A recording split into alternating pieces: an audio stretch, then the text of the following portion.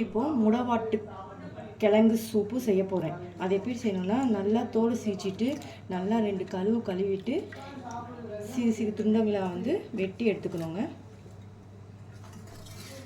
அதுக்கப்புறம் வெங்காயம் 1, இல்லாட்டி சின்ன வெங்காயம் தான் சின்ன வெங்காயம் சேர்த்துக்க நல்லது. சின்ன வெங்காயம் தான் பெஸ்ட்டுங்க. நான் என் வீட்டில் சின்ன வெங்காயம் இல்லாதனால பெரிய வெங்காயம் சேர்த்துக்கிறேன். அதுக்கடுத்து 10 பூண்டு பல்லுங்க, 10 பூண்டு பல் எடுத்துக்கோங்க, அதை சேர்த்துக்கலாம். அதுக்கப்புறம் மல்லி கொஞ்சம்,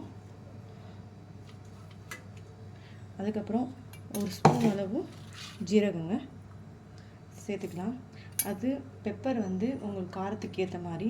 எங்களுக்கு ரொம்ப ஸ்பைசி வேணாம், அதனால் 1/2 டீஸ்பூன் மிளகுத்தூள் எடுத்துக்கிறேன். இப்போ இது நல்லா மிக்சியில் அரைச்சி எடுத்துக்கலாங்க. இப்போ அரைச்சி எடுத்துகிட்டு இப்போ பேஸ்ட் மாதிரி வந்திருக்குங்க. இந்த பேஸ்ட்டை நம்ம குக்கரில் போட்டுட்டு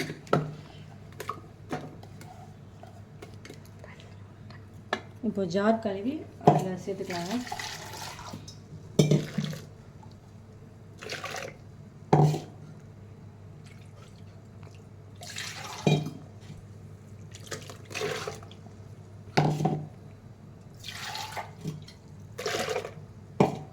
இப்போ இதில் கொஞ்சம் உப்பு ஆட் பண்ணிக்கலாம்.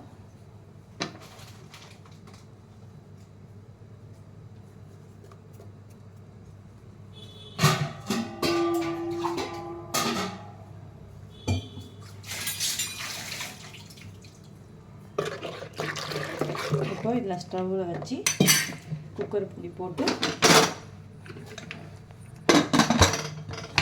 நம்ம 2 சத்தம் வச்சுக்கலாங்க. இப்போது சத்தம் 2 சத்தம் வந்துருக்காங்க. நம்ம குக்கர் ஆஃப் பண்ணியாச்சு. இப்போது சூப்பு இந்த மாதிரி இருக்குங்க. இப்போ இதில் 1 ஸ்பூன் மல்லித்தூள் ஆட் பண்ணிக்கோங்க.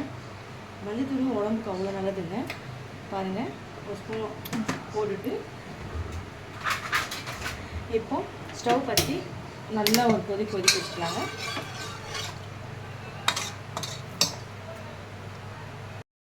அவ்வளோதாங்க, இந்த சூப் இப்போ ரெடி ஆச்சுங்க. இப்போது இந்த சூப் குடிக்கிறதுனால என்ன நன்மைகள்னா, கால் வலி இருக்கிறவங்க, மூட்டு வலி இருக்கிறவங்க, சுகர் பேஷண்ட்ஸ்க்கு, இவங்களுக்குலாம் ரொம்ப சிறப்பான சூப் இது தாங்க. இந்த சூப்பு குடித்தா நீங்கள் எந்த ஒரு மருத்துவ ஹாஸ்பிட்டலுக்கு போக தேவையில்லைங்க. ஸோ இது நீங்கள் வாரத்துக்கு 2 வாட்டி, வாரத்துக்கு 1 நாள் குடித்தாலும் நல்லது தாங்க.